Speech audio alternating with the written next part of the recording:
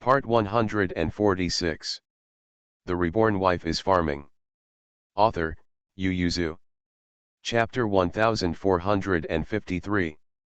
On the premise that no interests are involved, Fan Zijin is willing to do whatever Chi Heiran is not willing to do to make things difficult for him. Mu Yangling also knew that Fan Zijin liked to bully Chi Heiran, not necessarily bullying, but he wouldn't be happy even if he ran on her. He was her husband, how could he be bullied? So she took a half step forward and changed the topic. Then you set a date and let us choose. Don't set the time too early, Beizu is still young, and my original intention is to wait until she turns 18 before getting married.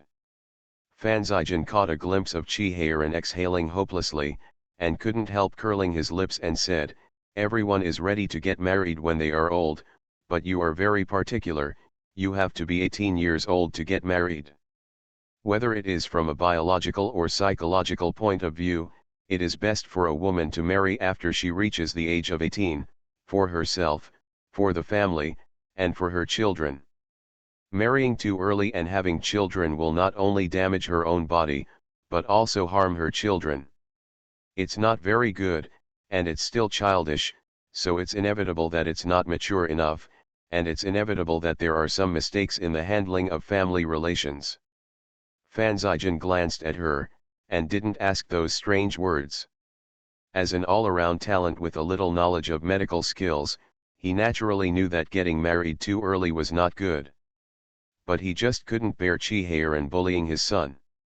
He even wanted to wait for Xiao Beizai to marry a wife before letting Xiao Fu marry Beizu. Let alone the fact that Xiao Beizai is younger than Xiao Fu, and mentioning the ages of Chi Heiran's sons, Fan Zijin's stern face darkened. So no matter what he said, he couldn't let Chi Heiran cheat his son. He was sure that Beizu would marry into Fan's family next year, so he glanced at Chi Heiran triumphantly, and turned to leave. Mu Yangling kept him jokingly, it's getting late, why don't you stay here for dinner? Maybe your brothers won't drink together for a long time. Hearing Aling's personal promise to drink, Chi Heiran was refreshed, and he didn't care about being depressed, and immediately grabbed Fan Zijin's sleeve and said, yes, our brothers haven't drank together for a long time, let Aling give us a clean-up. Table wine and food, she cooks herself. Mu Yangling smiled, got up and said, okay, I'll cook by myself, you guys sit down first. Look at how promising you are. Fan Zijin found a chair and sat down, raised his eyebrows and asked, even drinking is subject to her official control, what else do you have to decide on your own? She can also take care of these small things, and the outside things are naturally under my control. Chi Heiran shook his head and said, you don't have to provoke us, Aling is obedient.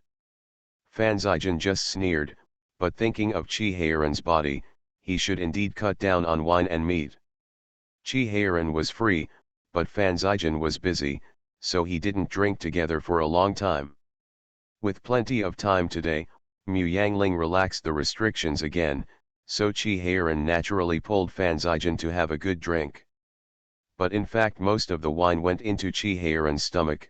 Fan Zijin clinked glasses with him most of the time, and refused to drink 8 out of 10 times. Chi Heiran also knew that he was in poor health and should not drink alcohol, so he did not force himself. Seeing that his face was flushed from drinking, Fan Zijin couldn't help rolling his eyes, leaned close to him and asked in a low voice, why don't you want Xiaofu to marry Beizu sooner? Chi Heiran held Fan Zijin's hand and cried, I only have such a daughter, and I raised her like a jewel, like a treasure, is it easy? But she will marry when she grows up, and you also have a daughter, can't you understand my feelings? Fan Zijin really can't understand, his daughter is still young, and there is still a long time before her engagement, so he thinks he won't do such a stupid thing. It's not about marrying someone else. Our two families are opposite each other. If you want your daughter to go out, will I stop you from seeing you? Fan Zijin couldn't understand. It's okay for someone else's daughter to marry for 3,000 miles, but his daughter will marry the opposite door, so what's not to like? How can it be the same? If she is not married, she is my daughter. If she is married, won't she become a daughter-in-law? Chi-Heiran said with red eyes. In short, I just don't want my daughter to get married. Fan Zijian asked slowly, then you don't want to go out with Aling to go sightseeing, or go to sea? Chi-Heiran was taken aback. Fan Zijian snorted twice, and said, didn't you tell me back then that you would take Aling to travel around the world as soon as Beizu got married, and complain to me every now and then in the first few years about the slow growth of the child, actually dragged your footsteps, don't you dislike them for dragging you now? Chi-Heiran scratched his head and argued, actually, it doesn't matter if they grow up slower, I can grow slower too. Fan Zijian sneered, took a sip of the wine in his hand, and said after pondering for a while, I think you have let a few children wear down your spirits in the past few years. Let Beizu marry here earlier, you can also marry Aling goes to do what he likes, so he doesn't need to be detained in the capital, and every time he wants to go out to play, he doesn't dare to go far, so he can only hang around here. Haven't you guys had enough fun all these years? Chi-Heiran remained silent, and Fan Zijian reached out and patted him on the shoulder. Chi-Heiran is Prince Rong, and he used to be the deputy minister of the Ministry of War, but ever since he went out to seek medicine for the Holy One, his position in the Ministry of War has been passed on to the people below, and he doesn't care about the affairs of the court, he only cares for the emperor seek medical advice. And since he came back from abroad, although he still participates in the government affairs, he rarely speaks again.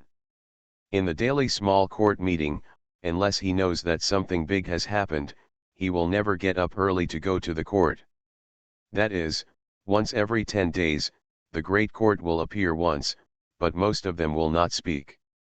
Fan Zijian saw it in his eyes, but he didn't take it seriously at first, but in the past 2 years, Chi-Heiran was bound more and more tightly by his family. When he was young, he obviously had the arrogance to say that he would go on a trip and carry the child on his back, and he would leave with Aling, but now he is bound in the capital for his children. He felt that Chi-Heiran should be high-spirited, so what's the matter with being so silent?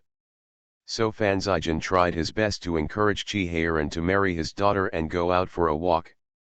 In fact, in the final analysis, he just didn't get used to Chi-Heiran, who was so honest and didn't cause trouble.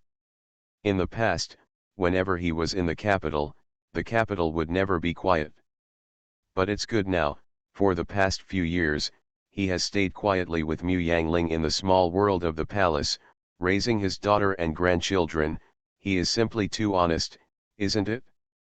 Fan Zijian draped Chi-Heiran's shoulders to encourage him. Chi-Heiran's eyes were shining brightly, and his heart made his blood boil with excitement. Fan Zijian's eloquence dares to claim to be the second in the whole Daki, and absolutely no one dares to claim to be the first. Chi-Heiran is weak, and has always trusted him.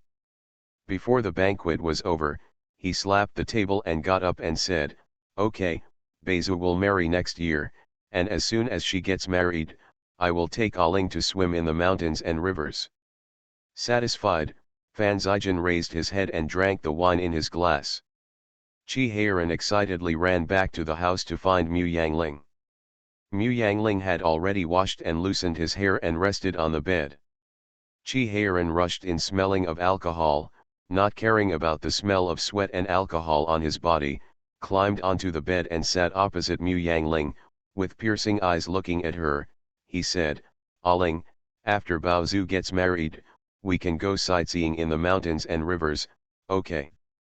The Reborn Wife is Farming. Author, Yu Zhu. Chapter 1454. Okay, Mu Yangling readily agreed, lifted the quilt and pulled him out of bed, led him to the bathroom, and asked with a smile, where do you want to go first?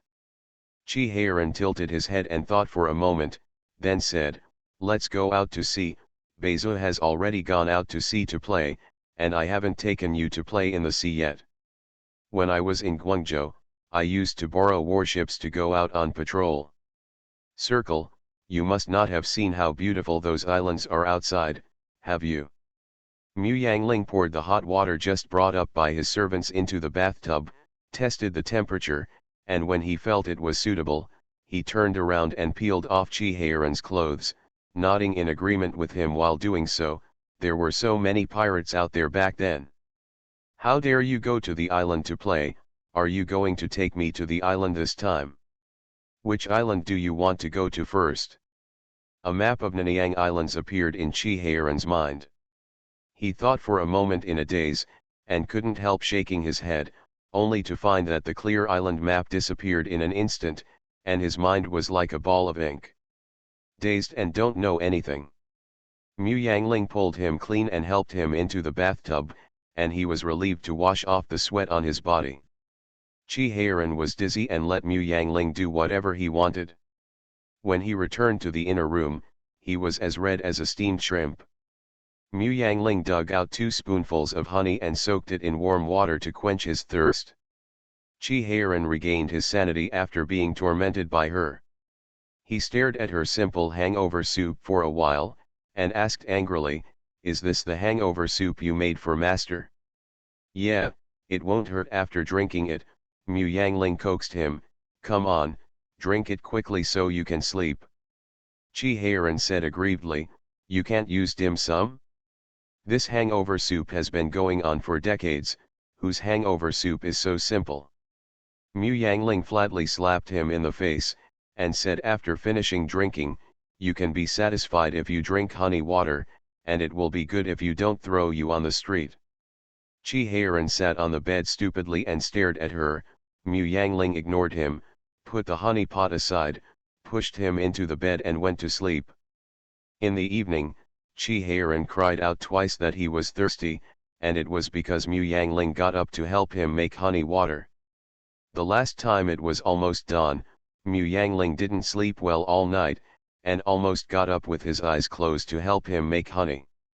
This kind of thing should be done by the girl on duty at night, but the two of them didn't need a girl on duty since they got married, not to mention that when they were together, they almost did it by themselves. When Mu Yangling was pregnant, it was Chi Heiran who waited on her, and when Chi Heiran was drinking and asking for water, it was naturally Mu Yangling who took care of him. Chi Heiran sobered up a lot seeing that Aling was so sleepy. He immediately drank the honey water in his hand, hugged Aling into the bed distressedly, and coaxed in a low voice, "Sleep in, sir. Sleep outside, it's almost dawn, no need to get up at night." Mu Yangling reckoned that he was almost sober from the alcohol, rolled around on the bed and rolled straight to the innermost part, pulled the quilt with his eyes closed and fell asleep. Chi Heiran touched her face distressedly, and promised in a low voice, "Master will never drink so much again next time." Mu Yangling slept until the sun was high and didn't get up, but when he got up, he was told that the matchmaker and the official media were coming. She rubbed her forehead with a headache and asked, "Who is serving there?" "My lord went in person." Mu Yangling couldn't help muttering, "Zijin is too anxious. Only yesterday she agreed to choose a wedding date, and today the matchmaker and the official media came to her door. Didn't the two of them drink a lot yesterday?" The Fan family hired Rong Xian as a matchmaker. Originally, Fan Zijin and Chi Heiran wanted to invite Chi Ziyuan to marry the two children directly. Who knew that Chi Ziyuan would ask him to judge Heiran and Zijin if they quarreled after they became in-laws? Pushed out. There was no other way, so Fan Zijin invited Rong Xian.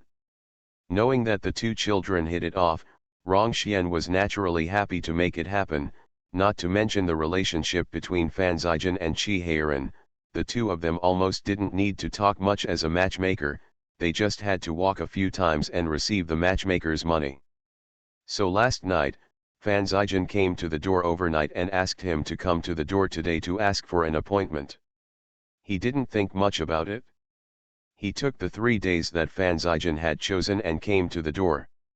When he handed the almanac to Chi Heiran, he said with a smile, "Zijin is too anxious. I am afraid that this daughter-in-law will run away, and come to the door at night. I have seen the 3 days he chose. It's still a long way off, and it's supposed to be possible to postpone the application for a few months. Chi-Heiran opened the almanac curiously, his eyes widened immediately when he saw the circled days on it, and he shouted after a while, "He's a scumbag." Of the 3 dates, the first one is 2 months before Bezu's birthday, the last one is 3 months after Bezu's birthday, and the middle one is 3 days after Bezu's birthday. Generally, the woman's family will choose the middle one among the 3 dates given by the man, which is both reserved and gives the man's family face. But the 3 days given by Fan Zijian were too coincidental. Chi-Heiran couldn't help puffing up his cheeks. He felt that there was a conspiracy ambush in what he said last night. He took the almanac and said with a straight face, "I don't like these 3 days, let him choose again. Bezu is still young, we want to keep her for a few more days." The official media, who lowered their heads and lowered their eyes, couldn't help but feel happy. It is said that Prince Rong loves his daughter. Most of the girls from poor and lowly families go out at the age of 13 or 14. Sure enough, the powerful families are different. Rong Xian knew Chi-Heiran and Mu Yangling well, and their children were married late, so he didn't find it strange. It's just that before leaving the house, Fan Zijian asked Wan Qian to set a date. So Rong Xian smiled and said to Chi-Heiran, "I think these 3 days are good. Do you think Zijian messed around? These are all good days chosen by the national teacher for him." Chi-Heiran tilted his head, "Yuan Hui." Rong Xian nodded with a smile, "It's him, don't you know his abilities? Since he said that these 3 days are good days, they are really good days. It's a pity to miss them." Seeing that Chi-Heiran was silent, Rong Xian insisted, "It's become more and more difficult for the national teacher to speak up these years. How much fate is it that Bezu and Ziofu's marriage date can be set by him?" Chi-Heiran curled his lips in disdain. Yuan Hui's bald donkey was still his captive back then.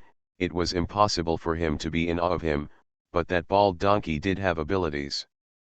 Seeing that he was moved, Rong Xian continued to insist, "Before leaving the house, Zijian said that he had already discussed with you to let the 2 children get married as soon as possible, and said that you still have things to do. Why are you not in a hurry now?" Chi-Heiran said, "No matter how urgent it is, at this moment, Aling and I have plenty of time, but Bezu's time as a girl is only so little. I naturally hope that she can relax more."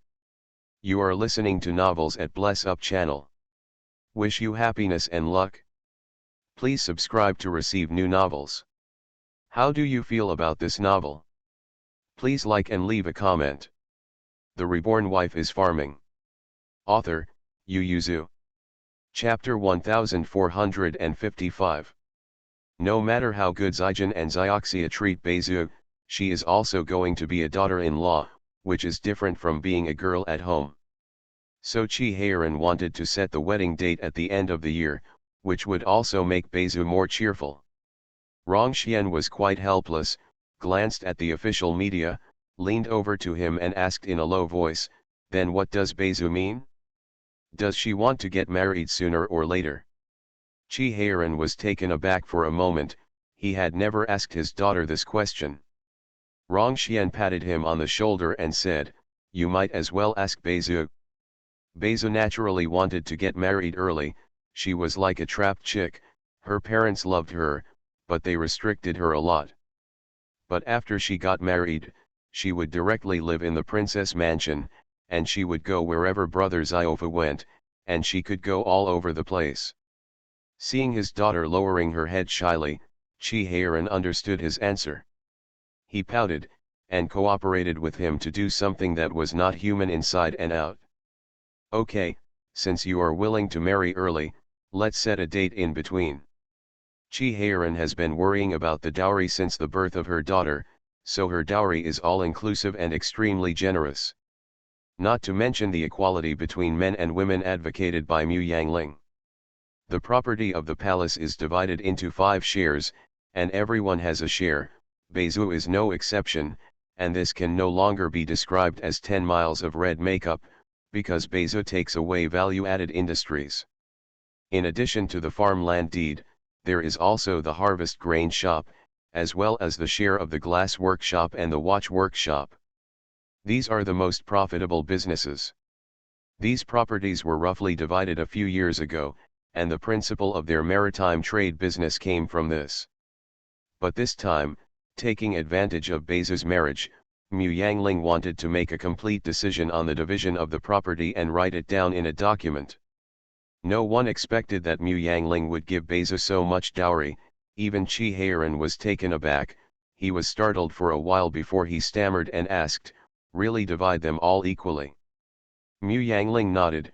"Little Xiong is the eldest son, and the entire Prince Rong's mansion will depend on him in the future, so it is inevitable that he will suffer, so I want to spend some money from our private property to buy more farms for him, and before we divide the family take some of the money from the public to buy the sacrificial land." The sacrificial land is the foundation of a family, and the imperial court stipulates that the sacrificial land is not included in the confiscation of property, so even if one day the Prince Rong's mansion commits a crime and is ransacked, the sacrificial land can still be preserved.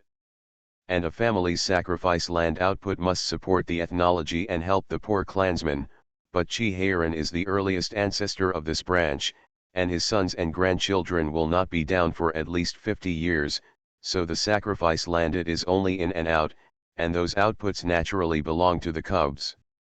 And the farm that Mu Yangling bought for Xiaoxiang with his private house is naturally his private property.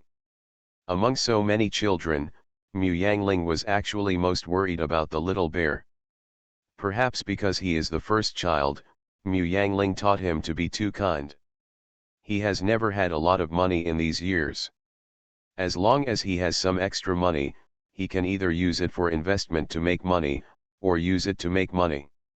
Voted for Baoxiang Academy or Nursery. My son is now a general and the son of Prince Rong, but the money left in his hands every month will definitely not exceed 200 taels, and his expenses are also very frugal. Speaking of which, of the 5 children in their family, Xiaoxiang is the most frugal in life. This kind of frugality does not mean that he lacks clothes and food, but a consumption concept. Hudu has a few small ones, and when he goes out and sees something interesting, he will wave and buy it without blinking his eyes. When he meets his favorite BMW sword, he will even overdraft to buy it, but Xiaoxiang sees something he likes. Huiyao bought it without blinking an eye. But once the price exceeds the budget he set, he will weigh it, measure whether he needs it urgently, and whether he can meet again in the future, and then decide whether to overdraft consumption or reluctantly give up. But his choice is often the latter. Once or twice is fine, if there are too many times, not to mention Mu Yangling, even Qi Heiran loves the eldest son more. Although they knew that if they gave him money, he would invest in charity when he turned around, but what if they were willing to feed him? Not only the husband and wife, but also the 4 younger brothers and sisters under Xiaoxiang also know that the eldest brother can't keep money, so every time the brothers and sisters give Xiaoxiang gifts that he wants to buy but are not willing to buy, or give him directly money. One year on Xiaoxiang's birthday, Huda directly gave him a box of banknotes, so happy that Xiaoxiang did 9 somersaults in the garden, which shocked his wife who had just entered the house not long ago. Fan Zijin was the first to know that Qi Heiran was going to divide the family property between several children, because many properties of the prince's mansion were still in his hands. He couldn't help but came to the door. "Why do you divide the family property among the children? You and Aling are still alive." Qi Heiran waved his hands indifferently and said, "Aling and I don't shy away from this, we both think it's better to separate earlier, let them go out on their own, good or bad will be borne by themselves."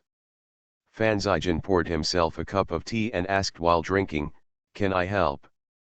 Fan Zijin, the property owner of Qi Mansion, is probably more familiar with Qi Heiran than the owner, so I asked this question. Qi Heiran shook his head and said, "No, at that time, apart from Jishan and Aling's private property, everything else will be divided into 5 shares.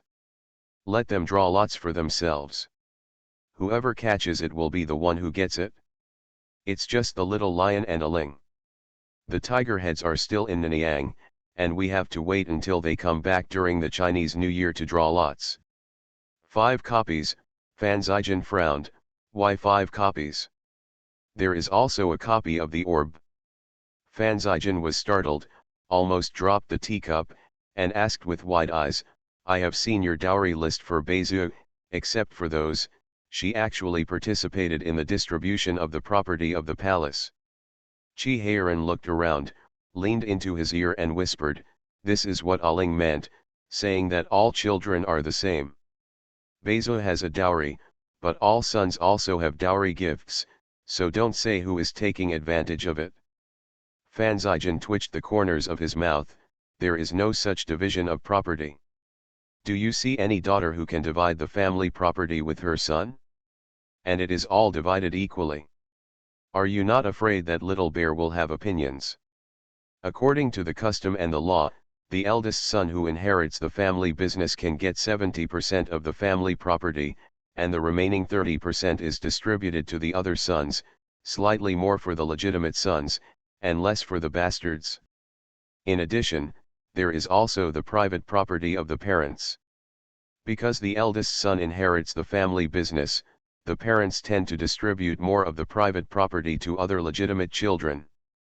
Because most of the so-called parents' private property refers to the mother's dowry, in addition to some of the father's private collections, which are not included in the family business, but there are not too many.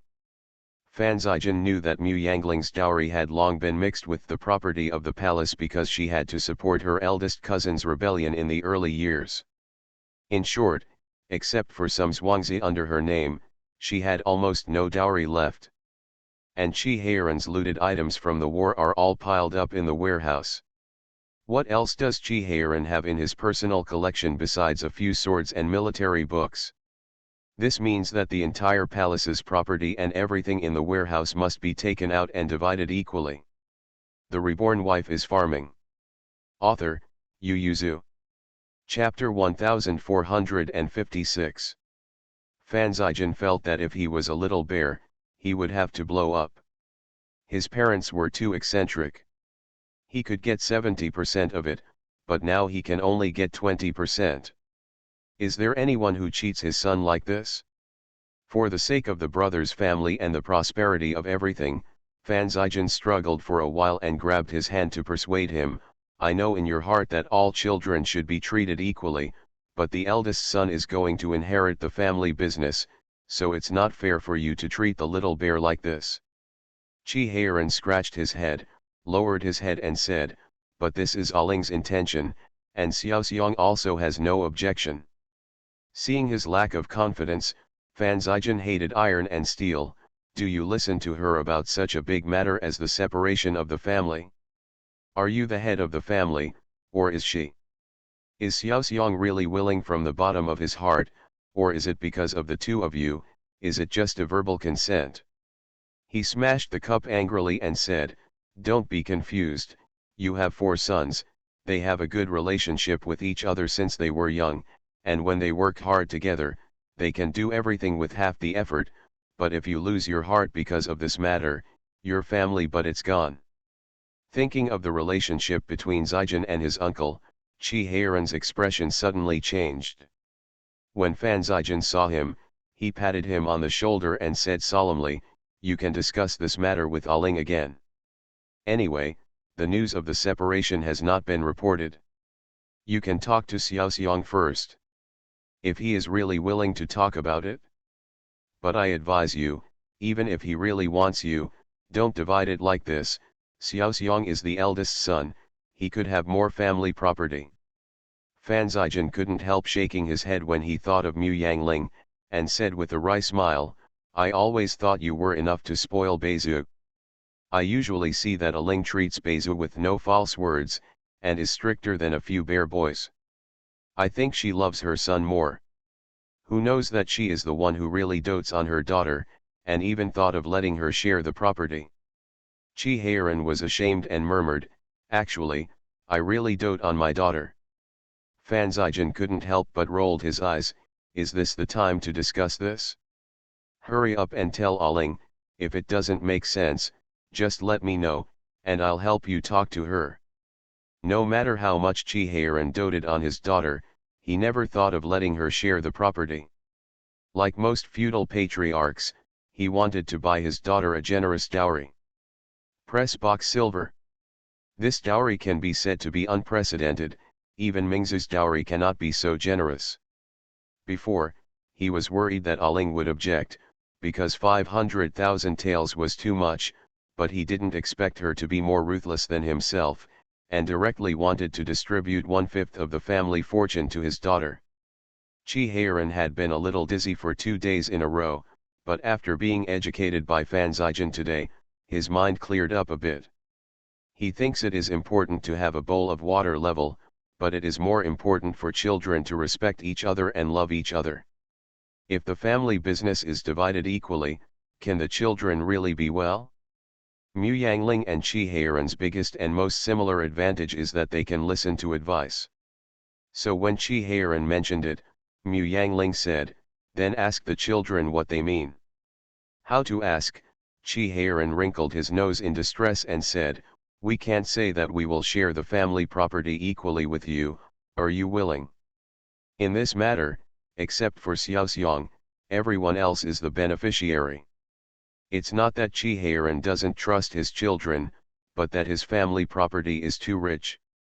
Fengshao Grain Shop is the largest grain shop in Daki, covering every county in Daki, not to mention the income from glass workshops and clock workshops. Now which household does not use the mirrors produced by their family? Nowadays, scholars are ashamed to go to the street without a pocket watch, and the pocket watches that watch workshops sell in limited quantities every year are snapped up by wealthy businessmen and dignitaries every time they come out. Such a big family business. Mu Yangling patted the bed, and said viciously, "Let me ask, if they dare to turn against each other because of this little money, I will donate all the property and money directly, and I will not give them a penny." Chihayran lay down on the pillow, put his hands on his head and said, "Wouldn't that suit Xiaoxiang's heart the most? He must be the first to find you. I vaguely heard that he is discussing with the prince about opening more universities in various prefectures. It takes a lot of money to cultivate better talents. The things taught in Baoxiang Academy are very complicated, but not in depth.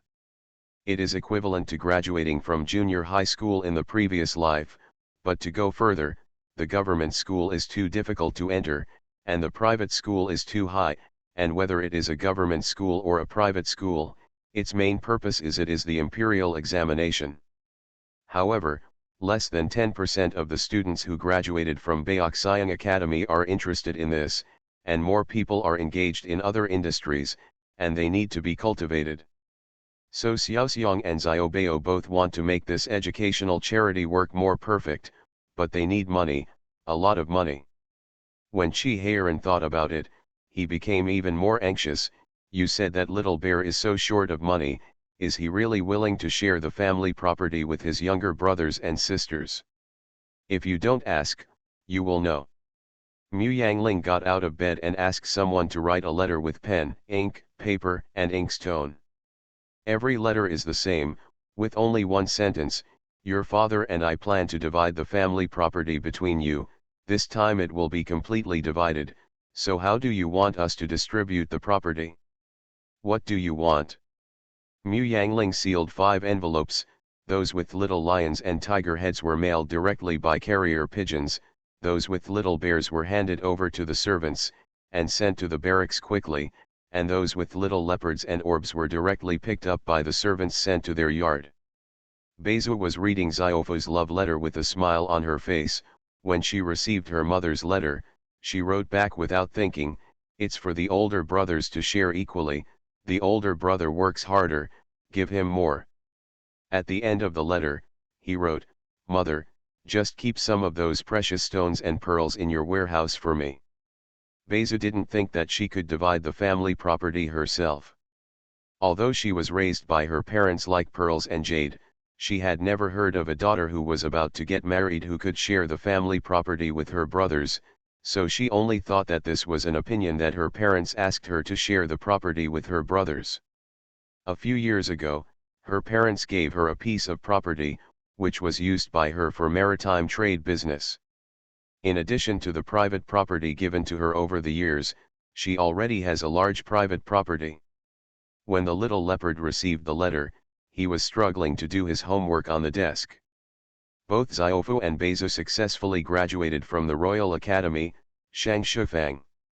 Only him, because of his poor grades, was named by Qi Xiaoyuan to stay, so even though he has participated in politics and even traveled to many countries on behalf of the country, at this time still have to go back to the upper study to rebuild. When the letter was delivered by his subordinates, he was really sweating profusely copying the homework that Xiaofu took time to help him, glanced at the letter, he tore off the letter paper, and snapped, "Mother, your son is doing his homework, can you stop making trouble? The family property has already been divided, and the rest you want to make a dowry for Beizu. Oh, elder brother has to support the entire palace, so you can save some for elder brother, and use the rest as a dowry for Beizu. If Xiaofu's brother-in-law dares to bully Beizu, let Beizu smash him to death with money." After finishing writing, he threw the letter to the servant, waved and said, "Give it to my mother." Seeing the servant walk to the door, he shouted again, "Come back. The reborn wife is farming." Author, Yu Yuzu. Chapter 1457. He suddenly remembered a very important matter, ran down and dragged the letter back, and continued to write, "Mother, tell Dad to share some of the swords he collected with me, don't give them all to eldest brother, second brother, and third brother. My son, I will go to the West in the future. Westerners love to wear swords around their waists. Are you willing to let your son not have a sword that he can handle? There are also those short knives of father, which are sharp weapons for self-defense. Leave some for me too, I am your youngest son, and I deserve more love and affection." The little leopard filled the paper with eloquence. After reading it, I found it quite simple and easy to understand. With my mother's literacy level, I should be able to read it. This time, I will hand the letter to the servant. Xiao Xiong in the barracks was the third to receive the letter. He is only half a day away from the capital, but because of his busy work, he only goes home for 2 days every 10 days. This is because he is the chief general, and he has enough rest time many. When he received the letter from his mother, little Xiong couldn't help but shook his head and laughed. While opening the letter, he smiled and asked the servant who came to deliver the letter, "What is mother playing at home? Why do you want to write to me?" Seeing the contents of the letter clearly, little Xiong rubbed his chin, pondered for a long time before writing, "Mother, your son is poor, if you love him, then buy me more sacrifice fields, my son will die in 20 years. I don't plan to add any more land for sacrifices to the family, and I will give Beizu as a dowry for the rest. A good man doesn't like to divide the family. Although the son's ability to save money is not very good, he can still support the whole family. However, if the horses raised in the stables of the father are also shared, I will give 2 of them, and I will give them to my father as a groom who raises horses. My son not only includes food and lodging here, but also doubles his salary, as long as he is willing to serve in the army." When the little lion and tiger had received the letter, they had completely different reactions. The little lion opened the letter and looked angrily, "We are not in the capital, so the big brother and the fourth brother must have snatched all the good things." Huda jumped up and picked up his pen and said, "Then let's write pitifully, act coquettishly with mother, and let the eldest brother and fourth brother snatch everything we say. Our hard-earned BMWs need to be bred, so dad raises them well. Let's snatch a few horses for whatever we say, as well as those swords in dad's warehouse, they are all magical weapons." The little lion bit his pen and piped, "But when our letter arrives in the capital, the elder brother and the fourth younger brother may have already made an agreement." Huda frowned in distress, "Then we go back and grab it."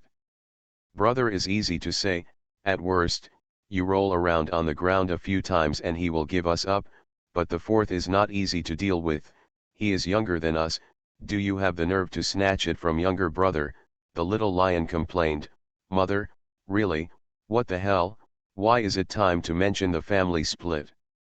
We should wait until we go home for the Chinese New Year, and it will be up to each person to grab as many as they can." Hutu immediately widened his eyes and said in horror, "Could it be because Bezu is going to get married?" Dad wanted to keep Bezu privately, but mother refused, and then wrote to us to ask us. The little lion frowned, "Which dowry do you see will accompany such a sharp weapon as a sword? If you want to accompany it, you will accompany it with a BMW." Hutu frowned and said, "Then what if Dad wants to give Bezu all his private possessions? I have been thinking about the sword in his vault for several years. He only has this one girl, so it's really not easy to rob her." Xiaoan, who came to visit, twitched the corners of her mouth, stepped forward to read the letter paper, reached out and nodded and asked, "You never thought that fourth aunt asked how to dispose of your property? Don't forget, the property of the Wangfu is not few." Both the little lion and the tiger head were stunned, and the little lion said, "Isn't the family property divided? Back then when we were doing the sea trade business, mother gave each of us 200,000 taels, and later gave some more. At that time, she just muttering that this will be our private property from now on." Xiaoan twitched the corner of her mouth and said, "You don't think that the fourth uncle and the fourth aunt only have this little family business, and the glass workshop is more than this income? How could it be possible to only give you this little? But isn't the rest going to be a dowry for Bezu?" Hutu scratched his head and said, "Mother told us since I was a child that girls are not easy in this era, so let my sister, she will have a generous dowry in the future, her in-laws dare not bully her." Xiaoan glared at him and said, "Do you think my family will bully Baozu?" Only then did Hutu realize that Bezu was going to marry Xiaofu. He immediately closed his mouth and shook his head, looking pitifully at the little lion. The little lion coughed lightly and explained for him, "The meaning of the tiger head is that no matter who Bezu marries, she will not be bullied, and it does not specifically refer to your family. Before Bezu and Xiaofu were engaged, we didn't know that she would marry you. My mother, you know those words have been chanted by my mother since De Bezu was born." Yes, Hutu explained in a hurry, "My mother also said that we should love my sister, and if my sister is bullied at her husband's house, no matter whether we will have conflicts in the future, we must stand up for her." The little lion hurriedly pulled the tiger's head, and the tiger's head realized that it seemed to have said the wrong thing again. Xiaoan was already powerless, so he stuffed the letter into their arms and said, "That was just teased by my uncle and aunt. It is impossible to give all of the wealth of the Wangfu to Bezu. Wouldn't that be Xiaofu's visit? You too. The son of the fourth uncle and the fourth aunt should want to divide the family business for you this time." Xiaoan knew that the fourth uncle wanted to take the fourth aunt to travel around the world a few years ago, but it was because of the children that he got stuck. Now the division of production is mostly because he wants to wait for Bezu to marry and play on his own. As for Little Leopard's marriage, it was much easier. Judging from the usual habits of the fourth uncle and the fourth aunt, the little leopard had to find someone he wanted to marry. After they were sure that the other person was of good character, they would offer to marry him. This was much easier than marrying Bezu. So this time the division of property that the fourth aunt said was the division of the royal family's property, not just the private collection of the fourth uncle as these two fools thought. Although Xiaoan explained that it is impossible for parents to give all the money to Bezu, the two still did not ask for it. The little lion wrote to his mother thoughtfully, "Mother, my son knows that you are worried that Bezu will suffer if she is a girl, so I will give her more of the family property as a dowry, and the rest will be given to my elder brother. We will share the meaning with each other. Some will do. My sons have grown up. The 200,000 taels you gave us back then made a lot of money in the sea trade business and bought a lot of property. We are not short of money, but the elder brother is poor.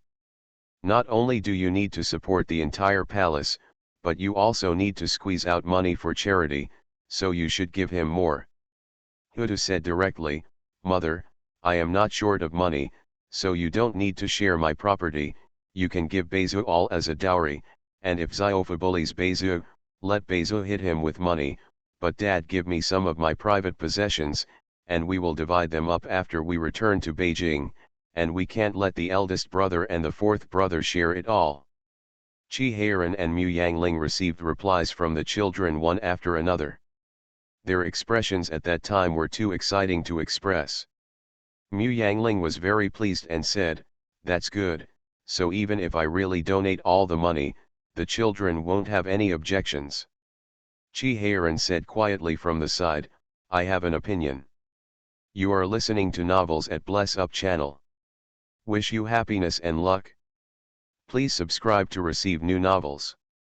How do you feel about this novel? Please like and leave a comment. The Reborn Wife is Farming. Author, Yu Yuzu. Chapter 1458. Qi Heiran looked sideways at her and said, "Could it be that the money you've worked so hard to earn all your life is cheaper for outsiders?" He straightened his back, coughed lightly, and said, "Since the children are not very keen on family property, then divide it according to your wishes, divide it into 5 shares, 1 for each." As for Master's private collection, Qi Heiran hummed, "Since Grandpa is still alive, Grandpa's private collection is naturally still Grandpa's, and none of them wants to divide it."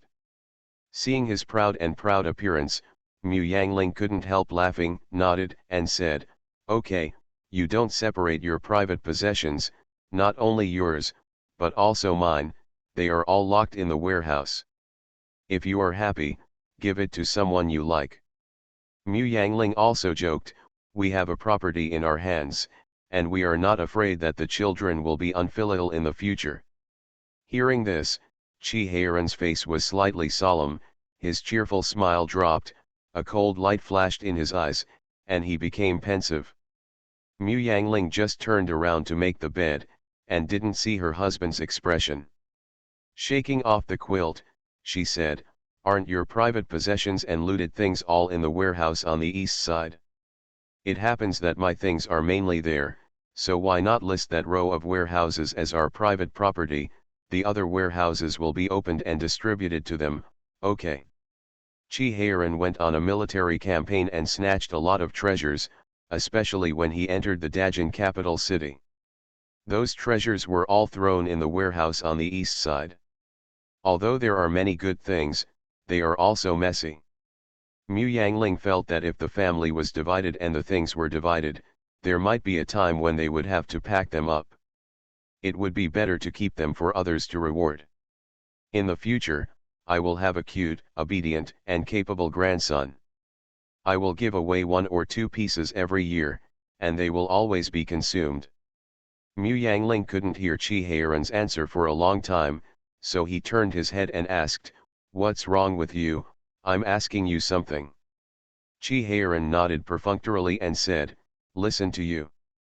Seeing Mu Yangling looking at him with doubts and worries in his eyes, Qi Heiran couldn't help but step forward to hold her hand, hugged her in his arms and said, "I thought about it, and I think it's better to divide the family property into 6, 5 a portion is given to the children, and the other portion is in our hands, and we will hand it directly to the little bear after 100 years. Qi Heiran said in a low voice, "He is the eldest son, he has borne the most, and he should be given more." Mu Yangling thought about Daki's law, and thought for a moment before nodding, "It's okay, although the children don't read the family property, but outsiders don't know it. Seeing that we are so divided, they think we have a problem with the little bear." Qi Heiran twitched the corners of his mouth, hugged her and laid her down, and told her in a low voice, "Remember, this copy must be held in your hands, and we will give it to Little Bear when we are all 100 years old." Mu Yangling was stunned for a while before comprehending what he meant, her eyes turned red, and she instantly understood that Qi Heiran was worried about her. Qi Heiran was indeed worried about Mu Yangling. His children are naturally good. It seems that they are very filial at the moment, but no one knows what will happen in the future. Besides, When Aling really gets old in the future, it will be her daughter-in-law and granddaughter-in-law who will serve her, not her son. Grandson. Chi Heiran never dared to bet on Mu Yangling, even if it was his son. So he needs to give Aling a guarantee to enjoy his old age. Although Aling is smart in big things, he is stupid in some things.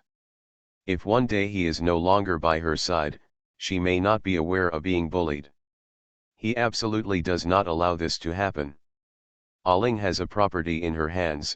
Even if her descendants are unfilial in the future, they have to be careful not to do too much with this property in her hands.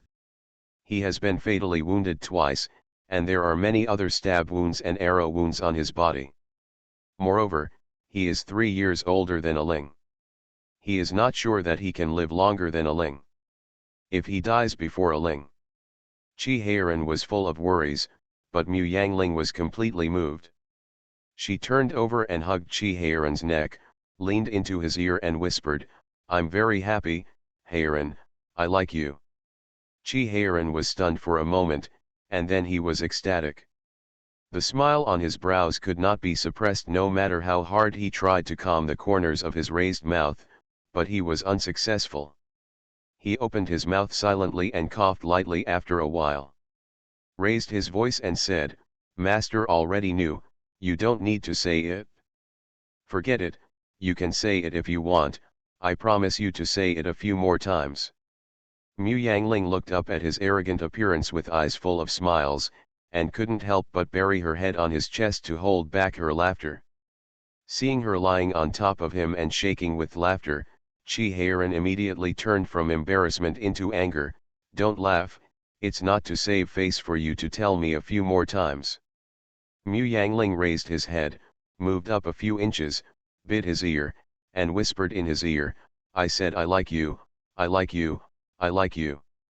Chi Heiran shook his whole body, his earlobe was bitten by her, and he felt an electric current pass through his body. After the shaking, he rolled over excitedly and pressed Mu Yangling under him, lowered his head and bit her earlobe and murmured, "The Lord is also pleased with you, he has been pleased with you for a long time." Mu Yangling got up late again the next day. Chi Heiran opened the door refreshed and came out, and waved to Li Shun, "Princess still needs to rest, don't wake her up, let the kitchen cook some nourishing soup, the princess wakes up and wants to drink." Chi Heiran didn't go out, but asked Xialo to invite Fan Zijian, and he took the abacus to settle the accounts according to the account book given by Aling, to see how much property their family had. In the end, after calculating for a long time, he couldn't even figure out how much savings he had in his family, so he could only push away the abacus and propped his chin while waiting anxiously for Fan Zijian to come. As soon as he saw someone, he immediately stepped forward like a dog, pulled him to the upper seat and sat down, and then offered him tea. Fan Zijian glanced at him, took the tea he served with peace of mind, and asked slowly after drinking, "Okay, tell me, what can I ask for?" Chi Heiran pointed to the booklet on the first base on the table and said, "It records all the properties of my family. Help me see which properties are the most profitable and the easiest, or the most stable without losing money." Fan Zijian flipped through the brochure and said sarcastically, "Tell me, how can there be such an industry in this world? I am willing to spend any price to get it." Seeing Chi Heiran scratching his head anxiously, knowing that he didn't understand business matters, he curled his lips and didn't make things difficult for him anymore, but asked directly, "Why are you asking this?" "I'm going to pick them out and make them into a single estate." Fan Zijian frowned, "Are you still planning to distribute the property like that? Then who are you cheating for? If you want me to say that this property belongs to you, since you have already decided to share it equally with the children, there is really no need to make such petty tricks." "This is for me and Aling," Chi Heiran said. "I plan to divide the property into 6 shares, 1 for me and Aling, and 5 for them. Naturally, Aling and I will have a good relationship. Pick and choose, it has to be easier, and you have to make money steadily. Aling and I are too busy to manage the business. If the property can't make money, Aling and I can't help but sell it." The Reborn Wife is Farming. Author, Yu Yuzu. Chapter 1459. Fan Zijin never thought that Chi Heiran was cheating for himself. He couldn't help but blinked and asked, "You want to keep the property in your own hands?" Chi Heiran nodded. "I didn't think of this before, but Aling and I must have spent a lot of money traveling in mountains and rivers, and we can't turn the burden on the children, and I am also unwilling to ask the children for it.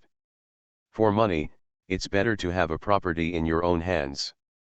Fan Zijin's thoughts were clear. He could understand what was on his mind just by glancing at him, shaking his teacup, and said, "You don't want to live on the breath of the children, do you?" "That's right," Chi Heiran admitted generously. "I've always spent money lavishly. Xiaoxiang and the others will naturally be filial to me as a father, but now they are married and have children, and they will have grandchildren in the future. The more people there are, the more disputes will arise. The palace has been separated, and Alingruo and I are still so lavish. My son has no objection, but the others will be dissatisfied. I don't want people to scold me for being old when I get old." Fan Zijin gave him a sideways look and sneered. Chi Heiran has never been a person who would be scruples about these things. The reason why he thought of these things was mostly because of Mu Yangling. He was afraid that he would die when he was old, and Mu Yangling would live by the faces of his children and grandchildren in the future.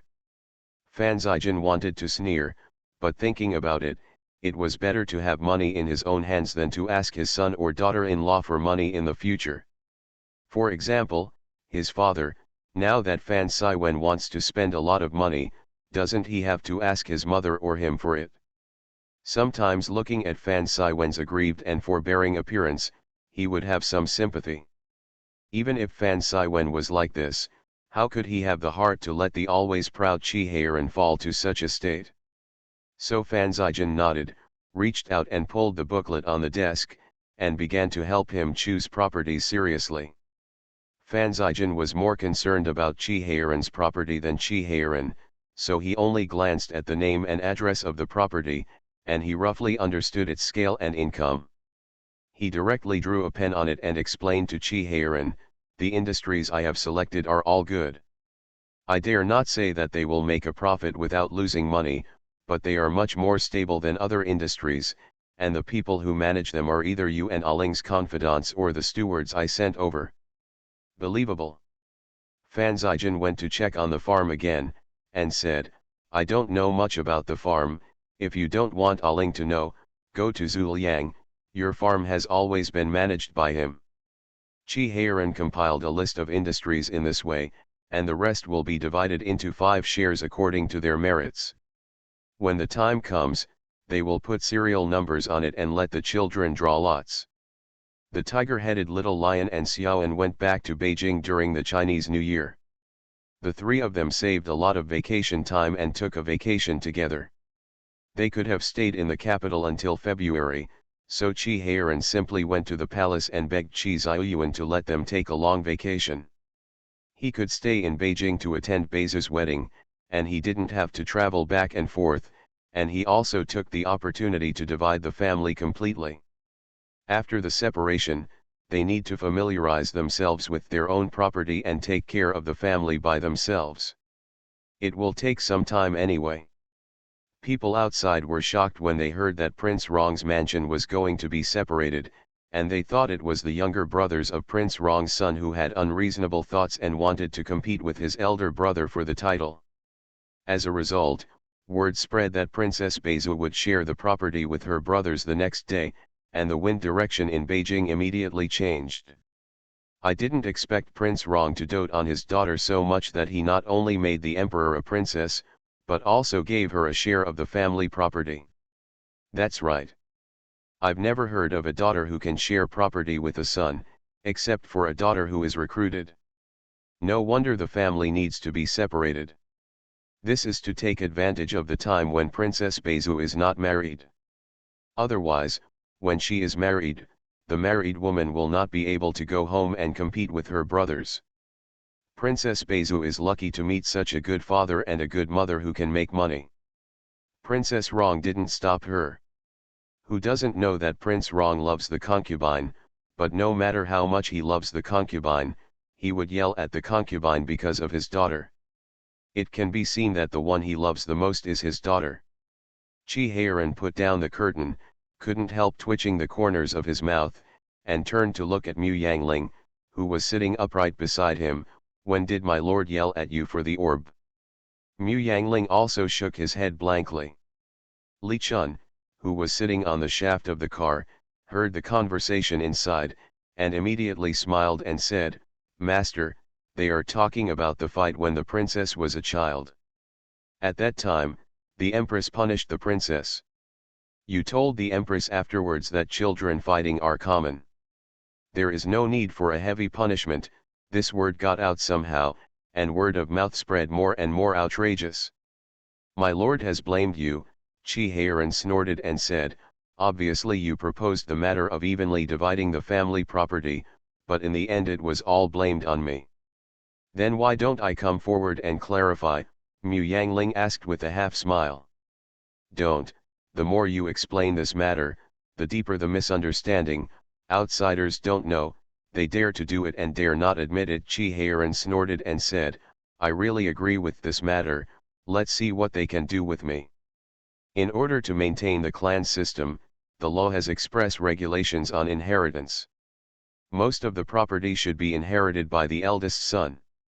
Of course, this is a custom, and the will is still the main one when there is a will of the property owner. So this matter still depends on Chi Heiran's will.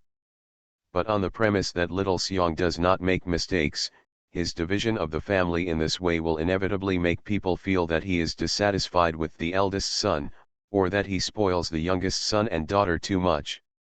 In the past 2 days, officials have begun to impeach him for not repairing the inner house. Even if Xiao Xiong has taken the initiative to express that he is very much in favor of his parents' proposal of dividing the property, outsiders will only think that he is out of filial piety or forced by Chi Heiran. Everyone looked sympathetic when they saw the little bear. Not only Chi Heiran, but also Mu Yangling was dumbfounded by everyone, but she didn't blame the officials, because this really fell under their supervision, and she had to thank them for their care and love for her son. That's why she brought Chi Heiran to participate this time when Uncle Li Chi celebrated his birthday, just to take this opportunity to clarify one thing or two. She didn't want her husband to be attacked, and she didn't want the relationship between her sons to be provoked, so that they would be looked at with strange eyes.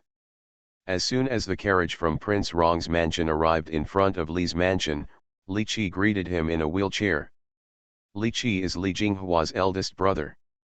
When Dajin invaded Jingzhou mansion, he was seriously injured in his leg and has been disabled for a long time. Originally, it was impossible for him to become an official due to his physical condition, but the relationship between the emperor and his family was very tense in the early days of the founding of the country, and the etiquette and music collapsed. Therefore, Qi Ziyuan broke the rules and promoted Li Qi to the Imperial Academy, and was granted the title of walking in front of the imperial family, specializing in teaching the etiquette and norms of the royal descendants. Moreover, although Li Qi is physically disabled, he has a firm mind and is full of talent. The emperor has adopted many of his national policies, which is equivalent to a counselor of the emperor. In addition, he has a much-loved queen and a nephew, and De Qi is very respectful to him both inside and out. When he celebrates his birthday, the queen will always send someone to celebrate his birthday. But Prince Rong also showed up, so everyone couldn't help but be surprised. The Reborn Wife is Farming. Author, Yu Yuzu. Chapter 1460. Everyone in the capital knows that Prince Rong and his wife don't like banquets. Prince Rong is fine, he usually likes to join in the fun, visits for a drink from time to time, and likes to visit restaurants and tea houses, but Princess Rong doesn't like to drop by easily. Attended the banquet. This concubine has also lived in the capital for many years, but apart from being very close to the Empress and the concubine of Anjun, she is just mediocre with everyone else. Even if the Li family has the face of the queen and the prince, it is difficult to invite this princess, and it is said that she appeared with Prince Rong. Li Qi was naturally close to the Empress, and had a good personal relationship with the prince, but how could it be better than the Princess Rong who raised him? So Li Qi greeted him personally. He was able to go in and out of the court with a broken body, and let the emperor ask him for advice, not only because of his talent, but also because of his knowledge of current affairs and prudence. Qi Heiran jumped out of the carriage, turned around and stretched out his hand to subdue his wife, and then greeted Li Qi with a smile on his face. The two brothers clasped their hands and said with a smile, "Brother Li is very happy, Qi congratulates Uncle Guo on his birthday." Li Qi also thanked Qi Heiran with his hand, as if he was very familiar with Qi Heiran. God knows that although they live in the capital together and are still close relatives, they seldom see each other twice a year. On the other side, Mu Yangling waited until her daughters-in-law caught up before stepping forward. Li Kai's wife, Mrs. Li, went up to greet Mu Yangling and invited Mu Yangling to the backyard, so the men and women separated. But during the noon banquet, everyone was having a banquet in one place, but there was a long screen in the middle, and there were natural flowers and trees to cover it. Although eating in the same garden, it seemed to be divided into two places. This is the most popular way of drinking and banqueting in Beijing in recent years. Because the status of women has improved a lot in recent years, the shackles between men and women have been reduced a lot even for such a birthday banquet. Everyone likes men and women to eat together. If it is a flower banquet or a poetry banquet, men and women will fight flowers and poems across a screen, which is one of the favorite ways of blind dates for single men and women. Of course, at Uncle Guo's birthday banquet, everyone can't go on a blind date, but they can exchange some information with each other, and they can also win relationships and expand their contacts. However, because of the sudden arrival of Prince Rong and his wife, the originally lively and festive banquet suddenly became more solemn, and it was more like a state banquet. Fan Zijian held the wine glass and pursed his lips and smiled. A group of prudish people, it's not that they are afraid of the excitement, Heiran has no scruples, and when the time comes, they will get drunk and go crazy. The guests are really afraid of this. Who doesn't know that Prince Rong is a bastard? He has restrained himself a lot these years, and no longer causes troubles every once in a while like before, but even so, he doesn't drink less at state banquets every year. Last year, because of a disagreement, the emperor's face turned green when he started a wine fight with someone. The emperor was partial to him, and instead of punishing him as the culprit, he tormented the person who bickered with Prince Rong. Although the emperor just called back a few times and made people work overtime for a month day and night, it was enough. Tortured. And that one is too lofty. Now he is a Ming Jun. The only way to toss people is to make people work overtime. Who knows if he will set the wrong string in the future and toss people in other ways. So it's better for them to stay away from Qi Heiran. So everyone was very serious, sat on the table with a straight face, drinking a cup to congratulate the birthday man, and then sat on the table honestly, neither drinking nor daring to speak loudly, for fear of arousing Qi Heiran's interest. It was also because of the silence that they could hear clearly when a lady behind the screen asked Mu Yangling why he separated the children like that. The scene was silent for a moment, and there was no life inside or outside the screen. The lady seemed not aware of the abnormality, and still said in a soft but clear voice, "The four sons of the palace are all promising, and the Empress has also educated His Royal Highness the Crown Prince and the second Prince, so many people praised him. The Empress can teach the son, so I want to ask the Empress, is there any reason for such a division of the family?" Mu Yangling glanced at Mrs. Li, then turned to smile at the lady and said, "There is no deep truth, it's just the hearts of a few children." The purpose of Mu Yangling's coming here has only been told to Li Jinghua and Xiao Xiaos. Li Jinghua obviously instructed the Li family to arrange this person for her. She was still thinking about how to lead this matter. She naturally went along. In the hearts of the Lord and I, the 5 children are all the same, so I want to divide the property into 5 equal shares for them. In my heart Mu Yangling laughed at himself lightly, I am just a daughter of a hunter.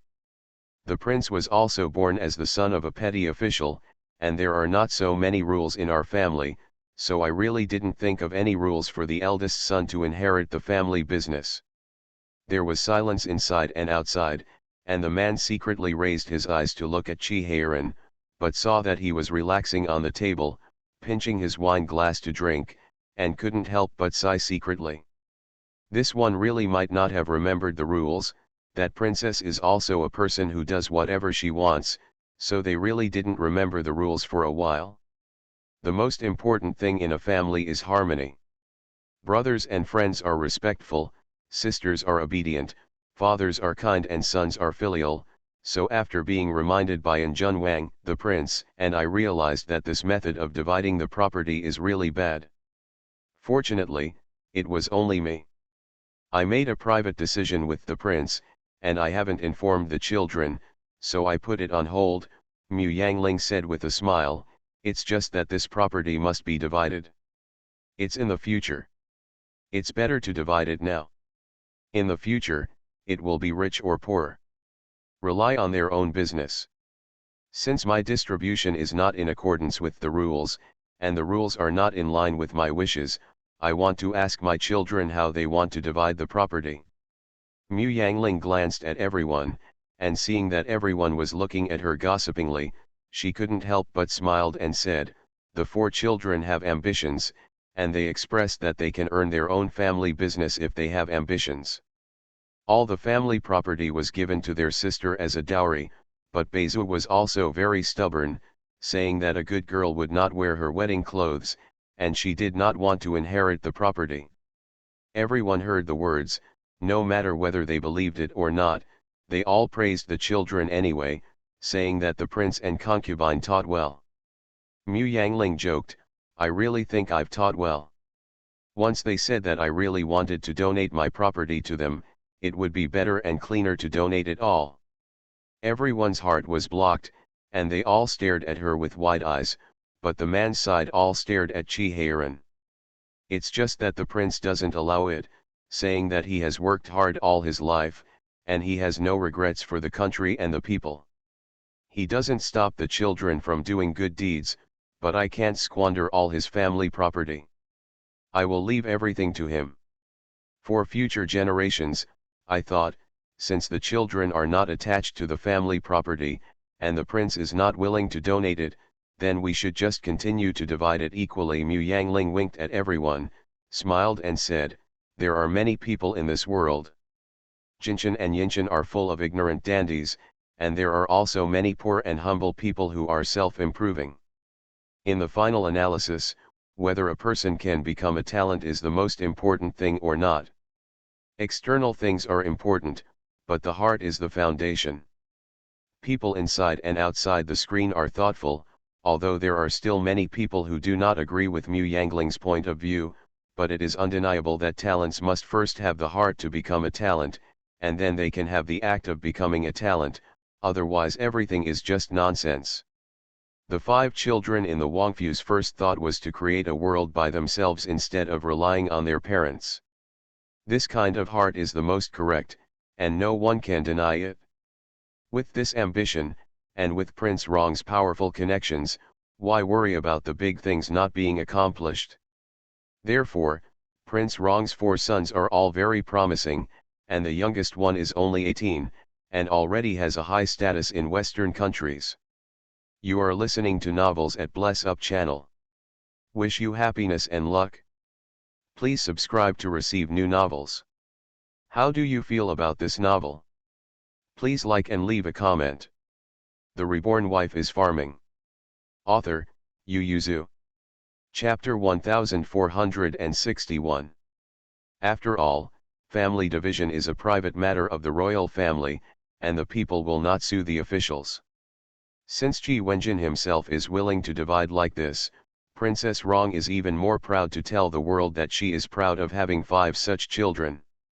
Are the officials still forcing the palace to divide the family according to the rules? They get no benefit. Therefore, those who impeached Chi stopped, and the outside began to praise the princes of the palace. For the first time in their lives, the four little bear brothers have become what others call children of other people's family.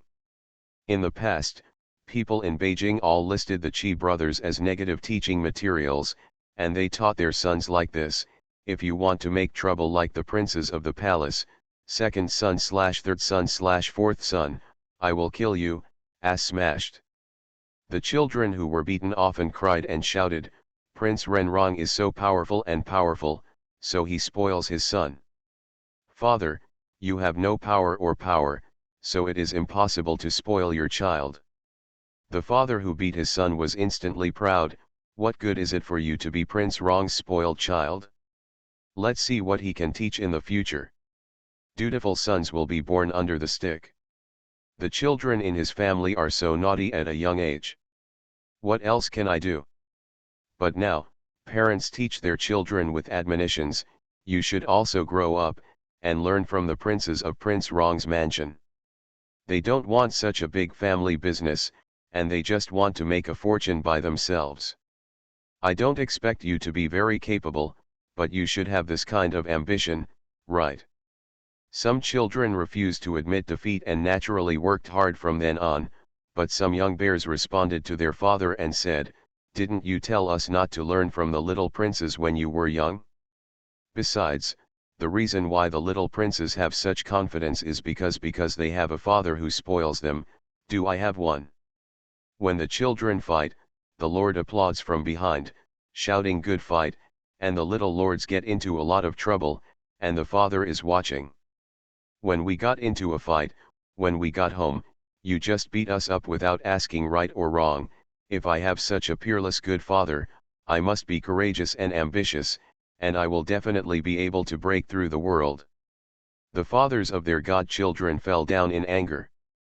After being looked at by their wives with sad eyes, they were newly stared at by their sons with sad eyes. Most of the men in Chi Heiran gritted their teeth again. Chi Heiran didn't care about the gossip outside.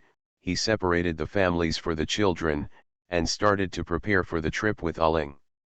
He has been criticized a lot in these years, so he has already developed a part of the immune mechanism to the outside rumors.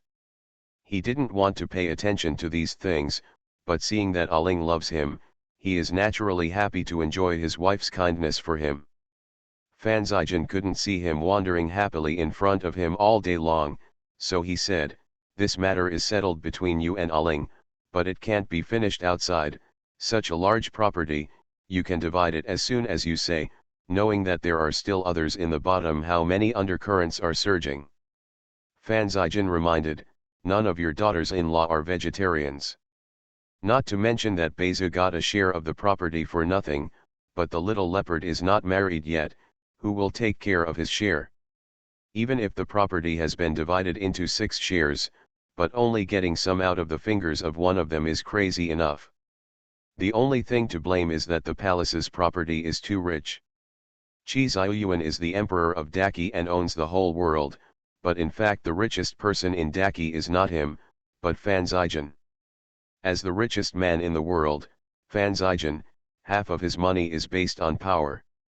He is involved in tea, silk, cloth, porcelain, medicinal materials, wood, and even salt and iron.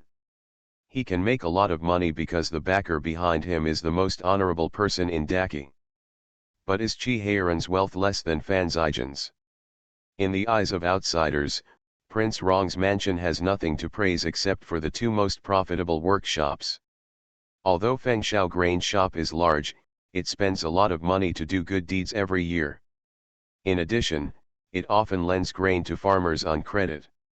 Various research and development were carried out, so it is estimated that they did not make much money. But those who are familiar with the situation know that the palace's money is not much less than Fan Zijian's. And Fan Zijian is the one who knows the inside story best. Qi Ziyuan and Qi Heiran almost have shares in the property in his hands. The more he earns, the more they earn. He doesn't look at the income from the glass workshop and watch workshop, only the taxation of exports from the customs and the streets and alleys outside. Looking at the glass products and clocks, you can roughly guess its income. As for the Fengshao grain shop, Fan Zijin didn't believe that Mu Yangling would lose money, not to mention from what she said in previous years, the Fengshao grain shop's income was almost equal to that of the two workshops. From this we can see that Qi Heiran is no less wealthy than Fan Zijin in terms of wealth in the palace. The children of Xiaoxiang are used to wealth and honor since they were young. Needless to say, the tiger-headed little lion and little leopard, even if they are thrifty like Xiaoxiang, they have never been short of money to the point where they need to talk to others, so they can give up such a large property as they please. But do their wives and Yu family also have this kind of mind and generosity? Originally, Fan Zijin only planned to call the 4 children to beat them up in private. After all, Qi Heiran was ready to go out with Mu Yangling, so there was really no need for him to cause trouble for them at this time. But Qi Heiran is too cheap. In order to show off his son's sensible and well-behaved and the upcoming free and happy life, he hangs around Fan Zijin every day for the past 2 days, and it is difficult for him to pretend not to see it. In that case, find something for him to do. The smile on Qi Heiran's face froze slightly, then he tilted his head and looked at him seriously and asked, "Is there someone doing something in private?" As soon as Fan Zijin was about to speak, Qi Heiran immediately sighed and shook his head. "Forget it, you better not tell me, they have grown up, how long can I care about them? That is their property, their wife Yu's family, let them handle it." Fan Zijin frowned. Qi Heiran was disappointed for a while and then became happy again. He patted Fan Zijin on the shoulder and said, "Aling and I go out to play. If you want to bring anything, write to us. I will bring you back whatever you can find." Fan Zijin looked at him seriously for a while, then slowly nodded and said, "Okay." Fan Zijin thought that Qi Heiran didn't want to intervene in this matter, but he didn't expect him to let it go so thoroughly. After Beizu Shili Hongzhuang got married, he took Mu Yangling to go out the next day after returning home in Sancheo. Everyone was startled, including the emperor and empress in the palace, who were about to run out of the palace without the palace affairs. Bao Zhu had just been married to Xiao Fu for 4 days, and had just returned home yesterday, and when she heard the news early this morning, she quickly followed Xiao Fu back. She was still a little dazed when she saw her father sitting in the main room. She saw him wearing royal blue Songjiang straight-fronted clothes, sitting on top with a big horse and golden knife, and when he saw her, he smiled and waved to her. Beizu's heart was still in his hand, but he breathed a sigh of relief and said coquettishly, "Father, elder brother also said that you and mother are going to travel far away, so you lied to me." "I didn't lie to you," Qi Heiran said, "your mother and I are going on a long trip." Beizu opened her mouth wide. Qi Heiran looked at the family gathered together. 30 years ago, he would not have believed that he could run a small family like this. He reached out to touch Mu Yangling's, and showed a happy smile to his children. "Except for little leopard, you all have your own families and careers, and it's time for your mother and I to do something we like." Qi Heiran looked at little leopard, and said, "I know that you, like your older brothers, are children with ideas, and their marriages are all chosen by themselves, and your mother and I don't intend to forcefully interfere in your marriage, so you find your daughter-in-law by yourself, as long as the other party is of decent character and family background. Your mother and I have no objection. Your dowry has already been prepared, and it is still in the storehouse of the mansion, waiting for you to get married in the future. Take it." He said again, "You manage the property assigned to you yourself. If you think it's time-consuming, then appoint a chief steward. You should have someone useful in your hands, right?" The little leopard nodded, and said in a deep voice, "Father, don't worry, even if I don't have anyone on hand, I can make arrangements." The Reborn Wife is Farming. Author, Yu Yuzu. Chapter 1462. Qi Heiran didn't care about the undercurrents of the people below, let them take care of their own property, handed over their share to Zhu Liang, and left with Aling, the children couldn't stop them no matter what. When the Emperor and Empress arrived at Prince Rong's mansion, everyone was about to leave the city, but Fan Zhaijin was the first to stop them. But he didn't come to persuade people to go back, but to see him off. He gave Qi Heiran an altar of 20-year-old flower carvings, and said with a smile, "I don't know when I'll be back after I go. I know I can't stop you, but I just have a word to tell you." Fan Zhaijin looked at the two of them and sighed, "You guys must come back alive. My father went out to play, not to fight. Thousands of troops have passed through, so what are you afraid of?" Fan Zhaijin looked at Mu Yangling, and told him carefully, "He has a wild temper, watch him more, and don't let him do dangerous things." Mu Yangling nodded solemnly, "Don't worry." Fan Zhaijin sighed, expressing that he was not at ease at all. Qi Heiran wanted to go out a long time ago, and now that everything is complete, Xiao Xiong and his wife will take care of Xiao Beizai's marriage in the future. At worst, he and his eldest cousin will also come back and see the prospective daughter-in-law attending the wedding. I'm afraid they won't be able to stop when they go out, unless the two of them are sick or too old to walk. The world is so big, everything in the world is so rich, and the scenery is different throughout the year. How can we see the whole world? So Fan Zhaijin looked at the two of them now as if he was looking at two eagles that were about to fly high. He knew that in the future, except for occasional stops, they would not come back. Fan Zhaijin was envious and jealous, but also sent him away with complicated hearts. Qi Heiran was not sad at all. He climbed into the carriage and left. After making sure that Fan Zhaijin couldn't hear him, he turned his head and complained to Aling, "I'm just wandering around the south of the Yangtze River, and I have to come back for the Chinese New Year, and it's only 4 years away from the Chinese New Year. It's been a month, why on earth are they acting like they're parting from life and death?" Mu Yangling. The south of the Yangtze River is misty and rainy, and the autumn wind is bleak. It is indeed interesting. Except for the vicinity of the capital, Qi Heiran has never been to other places in the south of the Yangtze River. This time there was plenty of time, and he didn't feel pressured, so he simply took Aling to visit all the famous scenic spots, and even went to many remote places, and commented on each scenic spot. When she arrived in Yangzhou, Mu Yangling was lucky enough to visit a brothel, but she didn't disguise herself as a man, but dressed in women's clothes and boarded the boat with Qi Heiran. It was no surprise to her that the guests who came up were female guests. Treating her as a female guest really opened Mu Yangling's horizons. She originally wanted to visit a few more restaurants so that she could compare their services, but Qi Heiran was no longer willing to go to brothels. The reason is very simple: the girls inside, even the bustard, like Mu Yangling more. When they went there were the same number of people serving them, and because of Mu Yangling, Qi Heiran didn't even dare to cast his eyes, and listened to music and drank honestly, but Mu Yangling was different. Let's take a look at the entertainment industry in Yangzhou. Knowing that Qi Heiran took her to King Haofang, they were mainly entertainers.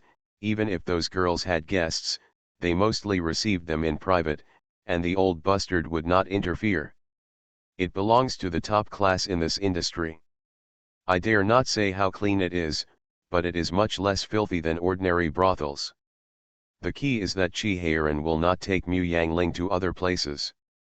Because she knew it in advance, Mu Yangling only thought she was going to the concert, but there were only her and Qi Heiran in the audience.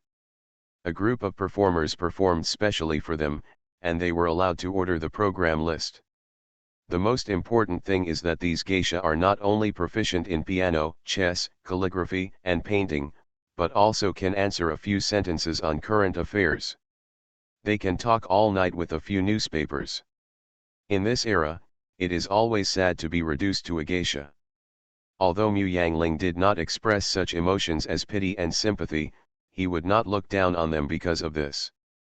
He treated them as if they were spending money on performances, and treated them very kindly. People who can work in this industry are all good people, and Mu Yangling has a good impression of them, even though the good impression is shallow, it is enough to make them happy. Moreover, Mu Yangling is knowledgeable and considerate. At the beginning, she chatted with them all over the world, but later the topics only focused on what they were good at or interested in, and she would whisper some precautions to them. Be careful of being deceived and pay attention to your body. Such a beautiful woman, why did such a beautiful woman marry a stern-faced old man? Sitting among a bunch of women, Chi Heiran felt as if he was sitting on pins and needles. He thought, fortunately Aling is a woman, otherwise they wouldn't be able to rob him. So he was not willing to take her to go boating anymore, and he left Yangzhou very quickly, took her directly to the wild, pointed to the green mountains and green waters and said, "Those who are fat, swallows and thin are not as beautiful as green water and green mountains, they are still these mountains and rivers. Water is good for the eyes." Mu Yangling sat in the seductive landscape and turned to ask him, "Everyone says you care about me, but when did you start liking me?" Mu Yangling thought about this question for a long time, and asked Chi Heiran several times, but he couldn't get an answer. It seemed that the lingering affection in Yangzhou city hadn't dissipated yesterday, and Mu Yangling couldn't help asking. Chi Heiran blushed, and carefully glanced left and right. Seeing the guards and servants standing far away, he whispered uncomfortably, "Why are you asking this all of a sudden?" Mu Yangling climbed up to him and sat down, hugged his arm directly, leaned his head on his shoulder, stared at his side face and said, "I just suddenly want to know." Chi Heiran sat blankly for a while with a flushed face before he said, "I don't know, I just like it anyway." He really didn't know. If Zijin hadn't complained to him that he was too kind to Mu Yangling, he might not have known that he liked Aling, but if you ask him when he liked Aling, he was really cannot remember. In his memory, Mu Yangling gave him a very good first feeling, as if a cold person saw a small sun, and his whole body was warmed. Of course, Chi Heiran already knew that he was very hungry. After eating the pheasant and rabbit that Aling gave them, his stomach, body, and heart became warm. As for the sun, it was all his own. Think more. But he just likes Aling, he just likes to play with her, he feels very happy to be with her, his heart seems to be soaked in honey. This kind of liking was just a simple liking when I was young, but as I grew older, this liking became more and more serious. In addition, they have gone through storms and shouldered responsibilities together, and liking turned into love. Chi Heiran sat on the hillside with Mu Yangling in his arms, looking at the river flowing down the mountain and the mountains in the distance. He couldn't help but recall. When Aling first mentioned the issue of having no third party in marriage, Chi Heiran was still in the ignorant stage of forming the three views.